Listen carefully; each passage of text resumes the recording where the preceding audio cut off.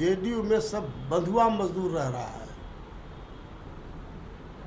लड़ाकू नेता था प्रभुनाथ सिंह, लड़ाकू नेता था नागमणि, जब से हम लोग छोड़ दिया अब वो डिक्टेटर वाला भूमिका अदा कर रहे हैं।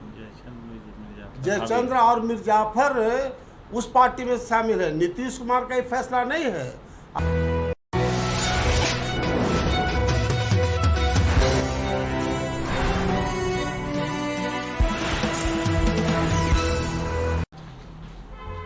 सबसे पहले आप मीडिया के लोग को बहुत धन्यवाद देना चाहते हैं कि समय निकाल करके आप सब लोग आए हैं।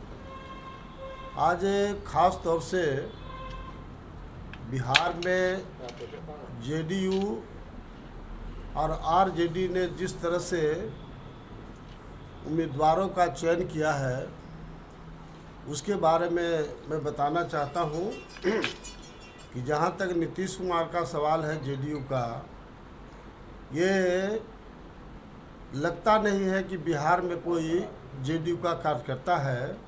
यही कारण है कि एक दिल्ली से आयात कराए और एक झारखंड से आयात करके उनको राज्यसभा में देने का काम किया। कर्नाटका, दिल्ली।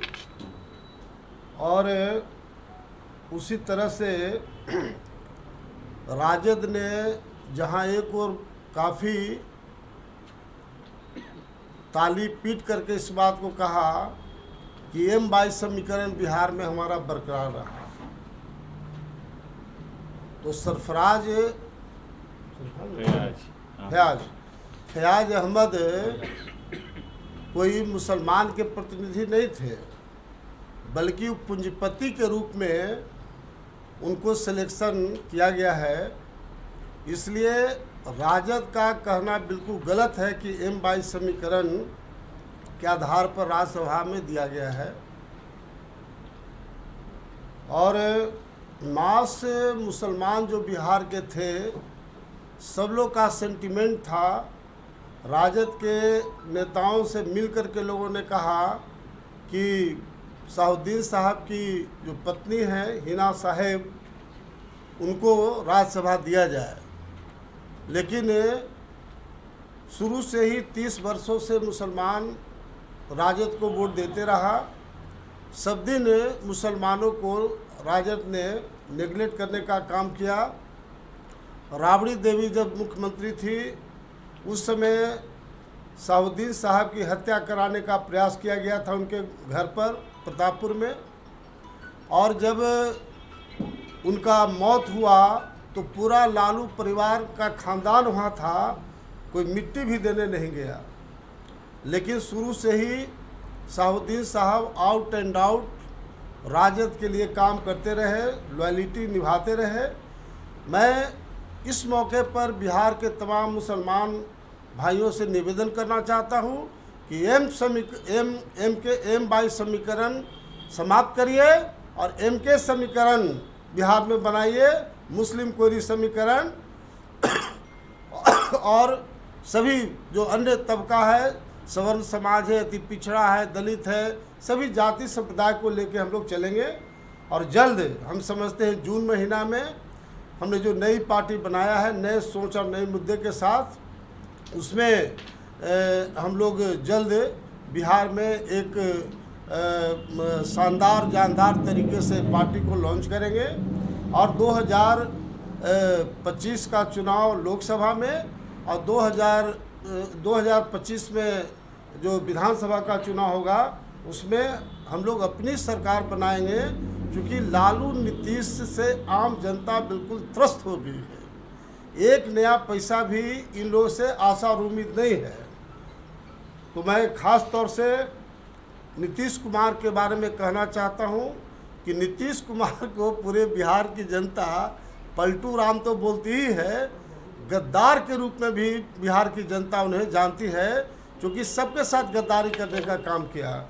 जो जॉर्ज फर्नांडिस साहब का आधार पार्टी का था, जॉर्ज साहब को इन्होंने धोखा दिया, शरद यादव को धोखा दिया, नागमणि को धोखा दिया।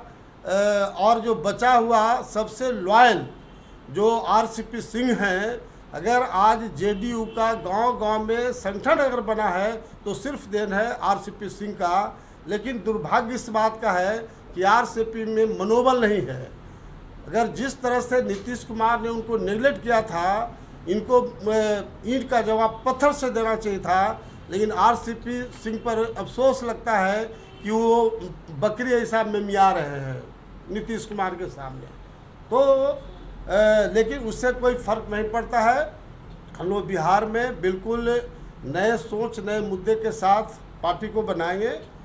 नीतीश कुमार जी अब आज कह रहे थे कि मैंने आरसीपी को आईएएस के रूप में रखा अपने विभाग में, उनको राज्यसभा 2-2 बार भेजे, राष्ट्रीय अध्यक्ष बनाए।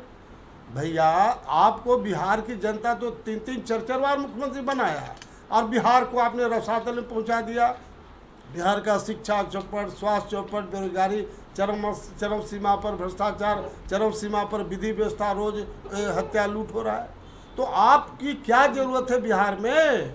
बिहार की जनता जानना चाहती कि आप में कौन सा खासियत है। बिहार को तो बर्बाद कर चुके। तो जब आरसीपी सिन्हा को दोबारा आप राज्यसभा नहीं भेज सकते हैं तो बिहार की जनता आपको मुख्यमंत्री के रूप में क्यों बर्दाश्त करेगा? तो खास तौर से हमारा 2 पहलू आज का है कि राज्यसभा में जो जहाँ तक राजद का सवाल है, ये M22 समीकरण बिल्कुल फॉल्स है, बिल्कुल गलत है। और ये जो मीसा भारती और जो दूसरे जो उम्मीदवार को डिक्लेयर किया गया है, इसमें सीबीआई से जांच कराया जाए। बताइए, डेमोक्रेसी है? अभी पूंजीपति को लाला करके राज्यसभा दे रहा है।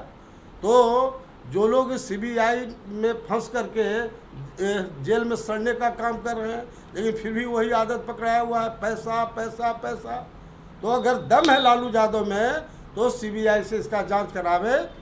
किस परिस्थिति में क्या नाम फयाज अहमद को राज्यसभा दिया गया। तो मेरा खास तौर से 2 पॉइंट पर ही कहना है। और कल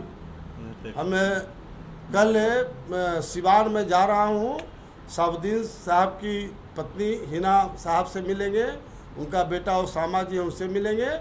और बिल्कुल बिहार के आम मुसलमान बिल्कुल खिलाफ हो गए इन लोगों से। सीए एनआरसी का जो आंदोलन था, मुसलमानों का जिस्म का सवाल था। मुसलमानों के बल पर आरजेडी राजनीति करती है, लेकिन उसमें भी इन लोगों ने कहीं मुसलमानों का साथ नहीं दिया। इसलिए बिहार के तमाम मुसलमान भाइयों से अपील करते हैं कि ये आरजेडी का, राजद का माया मोह छोड़ें और एमके समीकरण, मुस्लिम कोयरी, अति पिछड़ा दलित सवर्ण समीकरण बना करके बिहार में एक नया हम लोग विकल्प देंगे लालू, नीतीश और बीजेपी के खिलाफ। आपने बीजेपी का नाम नहीं लिया? नहीं बोले, कटघरे में दोनों नहीं बोला कि बीजेपी के खिलाफ आरजेडी, जेडीयू और बीजेपी के खिलाफ नया विकल्प देंगे, ये मैंने कहा। तो एमके समीकरण बनाने जा रहे हैं मुस्लिम कोयरी समीकरण के साथ साथ अति पिछड़ा, दलित, अल्पसंख्यक, सवर्ण, तमाम जाति संप्रदाय को लेकर के हम लोग नया समीकरण बनाए। अच्छा, आरसीपी सिंह के बारे में आपने जो कहा कि उनको नेगलेक्ट किया गया, क्या लगता है कि जेडीयू पार्टी में एक बार टूट बनने की संभावना बन रही है क्या? देखिए, बात है कि ये जेडीयू में सब बंधुआ मजदूर रह रहा है। लड़ाकू नेता था प्रभुनाथ सिंह, लड़ाकू नेता था नागमणि।